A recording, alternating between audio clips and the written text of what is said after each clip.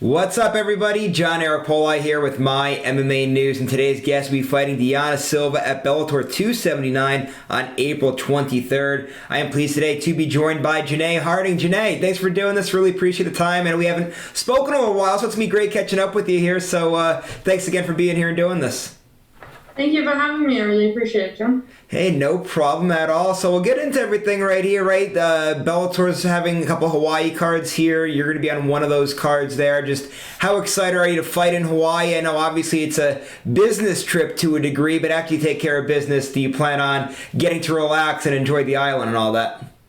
Yeah, absolutely. I've never been to Hawaii, but it's always been somewhere I've wanted to go visit, so I'm excited to explore the islands for a couple of days afterwards. Definitely enjoy the culture and definitely some food for sure. So how long did you get to prepare for this fight? 'Cause it seems like it's been kind of a quick announcement by Bellator, or at least for the public, saying that we're going to have these two cards. They're going to be in Hawaii, and it seems like they kind of announced the fights pretty quickly. But did you kind of have an inside track that you knew you were going to be fighting on this day, and you kind of had a little bit of time to prepare, as opposed to all of us in the world finding out that there was going to be a card on this date in Hawaii? Yeah, this was I thought that there was a possibility that the Hawaii card would be a little bit earlier in the year, so I thought I was going to miss it just with the surgery and everything and the way my timeline was tracking. But then I did get word that it would be around about this time, so I had this date in mind for a little while. I just couldn't announce it until we had really finalized the matchup and everything like that, all those little details, and I have had like a decent amount of time to prepare. It's been I think at least 7 weeks, so it's been good. And talk about your preparation too a little bit in your training camp here for this fight. I know obviously you're Australian, do a lot of work out there in Australia, but recently you have been in San Diego doing work there. So just talk a little bit about this camp and kind of how it's been going. Yeah, it's been good. End of last year I got to come out to San Diego for a few months, so that really allowed me to network and establish some sort of base over here, which has been fantastic. As soon as my visa got renewed, I did start my camp in Australia at CMBT Training Centre on the Gold Coast. I'm back at home. The Gold Coast is home for me, so it's been fantastic to be home. I'm super comfortable in that environment. And then finishing off the camp over here in San Diego has been phenomenal. Just being available for a lot of great training partners and really good coaches over here has been really good in adjusting earlier on, whereas usually a lot of the time I travel sort of the week of the fight. So this has been it's going to make a big difference, and I'm kind of coming into fight week at the best version of myself. I'm excited. And we'll talk a little bit more about this whole San Diego adventure here in a little bit, but just one more fight-related thing. Just tell us a little bit about your opponent, kind of what you've seen out of her so far as you've been now preparing for the last, like you said, 7 weeks.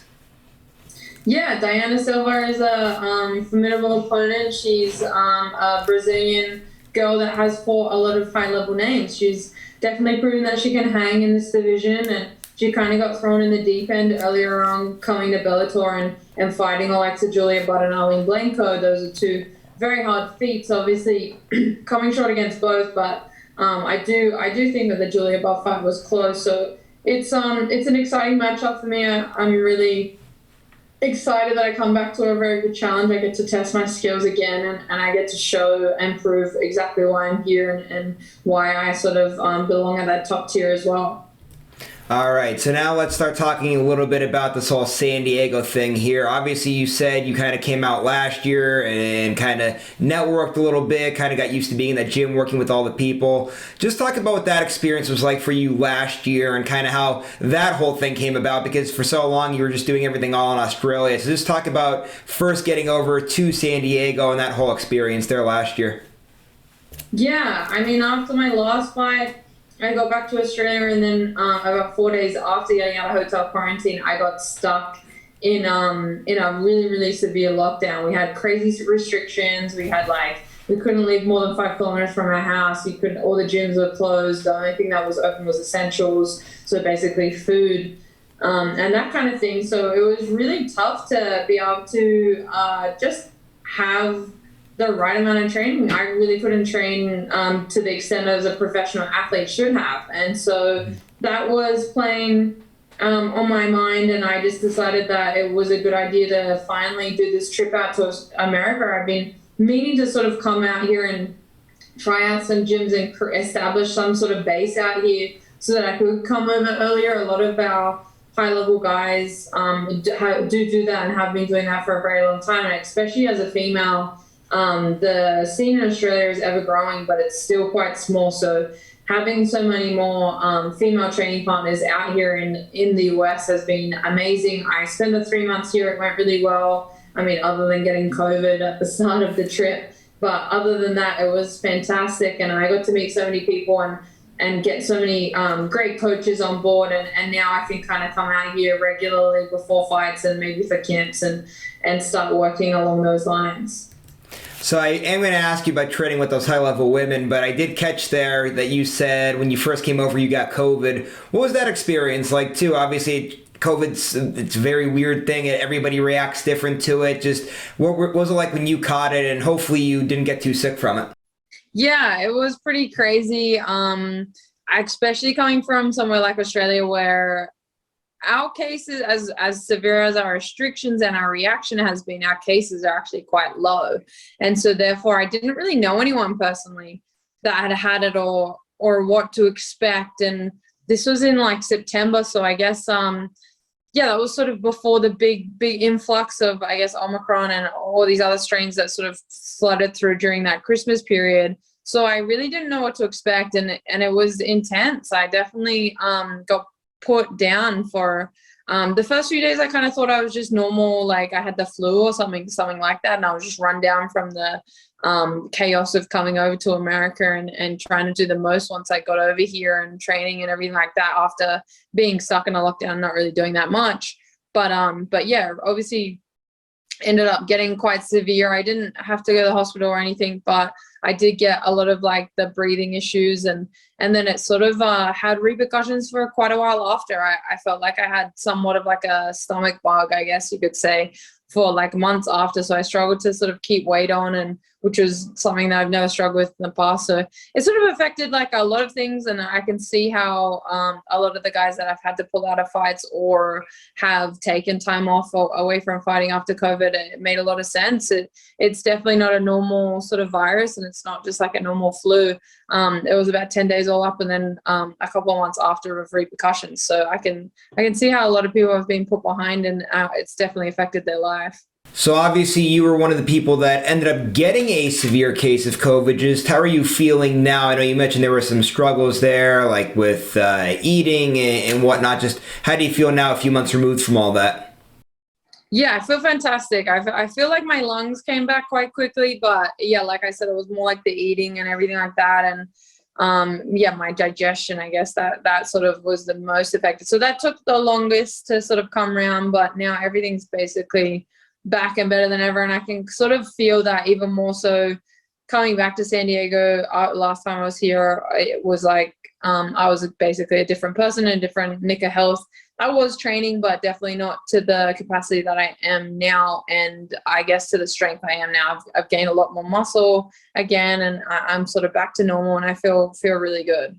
Well, I'm glad that you are feeling better now that we're through all of that. I do want to get back into the San Diego conversation we were having. Of course, before we got into COVID, we were talking about your first experience over in San Diego, and we had left off, you were talking about training with other high-level women. Well, of course, now that you're back over there in San Diego, you're training with people like Aleem McFarlane, Angela Hill, Jessica Penne, so many great high-level women over there. What's that been like for you, too? Because like you said before, right, Australia, women's MMA is growing, but it's not to that point of evolution like it is over here in America. So what's it like getting those rounds in with other high-level women as opposed to just training with guys all the time?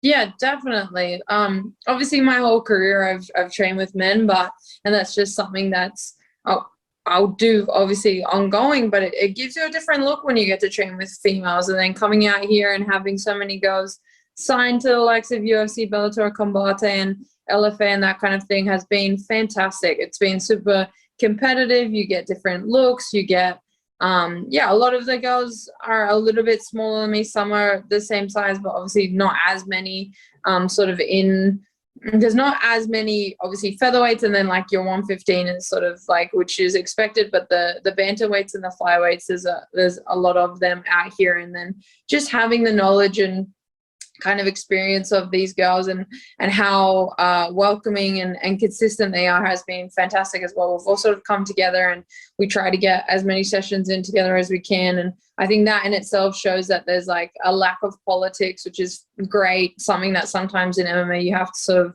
work against. And we're all just happy to get better and use each other as we can and all develop together as a team. So that's been fantastic. And you had mentioned before too, right? I know obviously you like San Diego and you kind of went over there to network and whatnot. Is San Diego officially going to be like a little mini home base for you, and you plan on going over and getting the work in there in San Diego as opposed to maybe other places here in America?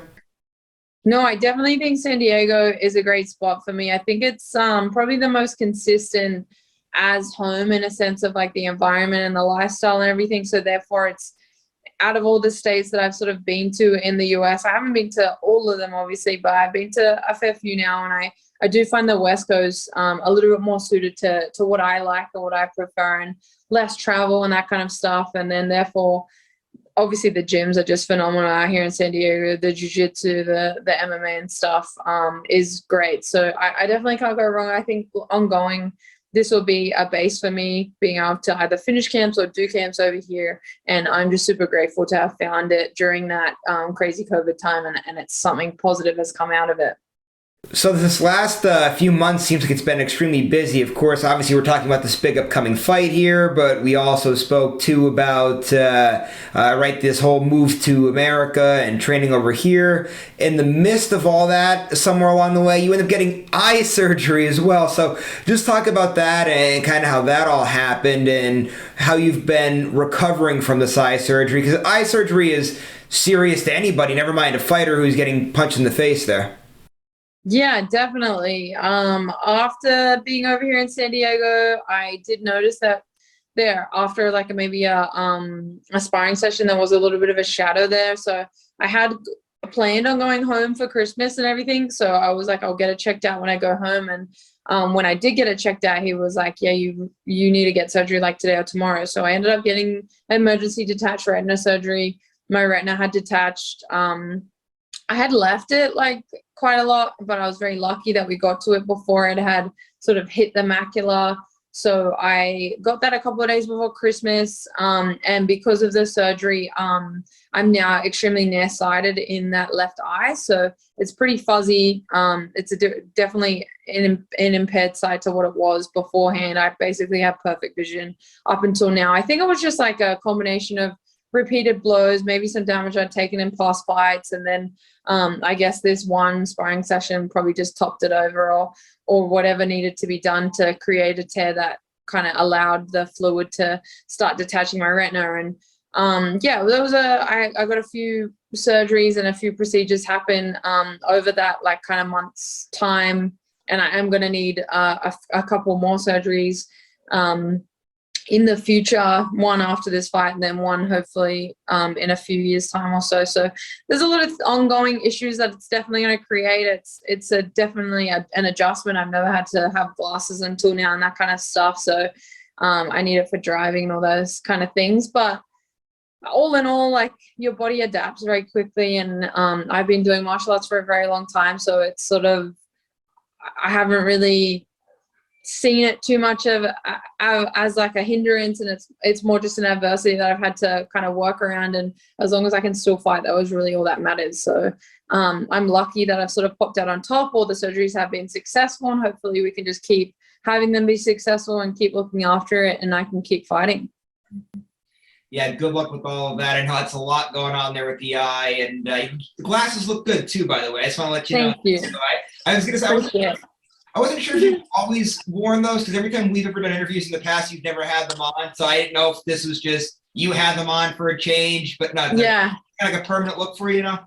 Yeah. So they're pretty much like my day to day, and I just take them off for training, and that's about it. But yeah. It is a good look for you, Janay. It looks good, so don't worry about that there. Thank you. Appreciate it. Just to wrap things up here, I got some fights that I want to ask you about that are going to be coming up here right around the same time period of yours. Ali McFarland, of course, friend, teammate of yours. She's coming back after she just lost her title. Just your thoughts for her upcoming fight. Obviously, you're in camp with her right now. Just how does she look, and how excited are you to see on the run she's going to go on now? I'm sure she's very hungry to get that belt back. Yeah, definitely. I mean, I'm super excited. Obviously, she's faced a lot of adversity over the last, like, this small layoff. But she's a phenomenal athlete, and I think anyone that's seen any of her fights will know that. And then she's an even better person. So I'm just super excited to be able to finally share the same card as her, especially in Hawaii. Like, what better way to do it? And yeah, I'm just excited to see her perform again. She loves fighting, and she's back on track, obviously, and everything. So just excited to just see her do her thing. She's such a well-rounded person, so I don't know how it's going to go in the way of how she's going to be successful, but I know either way she will be for sure. And then the other fight I have here for you, I wanted to ask about in your division, of course, fighting in the Bellator Hawaii cards, the champion of your division, Chris Cyborg, rematching against a fellow Aussie in Arlene Blanco. Just your thoughts on that matchup. Yeah, excited for that one. Keeping a close eye on it, of course. Expecting to fight either of those girls eventually as well. So Arlene's also a friend, so it's great to share the same card as her again. We've done this now 3 times, I think, maybe. Obviously sharing the cage as well. But I think that's exciting for her. I think personally she's like a new motivated person. I'd like to see the adjustments that she makes. And yeah, backing her as a fellow Aussie all the way, and hopefully she can bring that belt back to Australia. And then, Janay, I have one other thing I want to ask you before we wrap all this up here. Just what's a perfect year look like for you? Obviously, we know it's going to start with getting a win here coming up here at Bellator 279. But after that, what's kind of the rest of the year kind of look like for you in a perfect world here?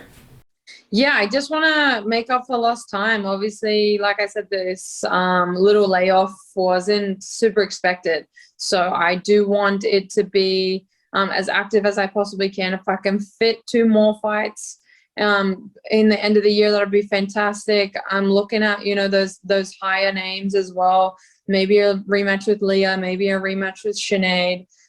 There's a lot of good girls and a lot of good matchups in there for me, and I just want to stay as active as possible. So whatever is available to me, I will hopefully fight. I mean, there's some good cards coming up too. So an active year is a good year for me. All right, Janay, thanks so much for all the time here today. Really appreciate it. One last thing now before you roll out. Go ahead, plug your social media so people know where to follow you at. Any sponsors, management you got to give shout outs to, feel free to do so. Yeah, if you guys want to follow me, pretty much all my socials are at Janay Harding. I mean, the best and most up-to-date is definitely Instagram. We're also on millions.co, so if you guys want to ask me anything or do a watch party, and we also have some merch coming through on Millions soon, then follow me over there. As well as that, big thanks to my management, Ruby and Maisie, and then big thanks to the teams from back in Australia, Combat Training Center, and then all the guys over here, 10th Planet, San Diego, Azteca, and Alianza Jiu-Jitsu. Everyone's been amazing. Thank you to all my coaches and training partners and all my friends and family back home. Big love. All right, Janay, thanks so much for all the time here today. Really appreciate it, and appreciate all you guys watching today's interview. If you liked it, please go to the bottom, give it a thumbs up, subscribe to this YouTube channel if you haven't done so already. And I know you guys do this already, but if you're not, I'll remind you to go to mymmanews.com, check out all of our great work.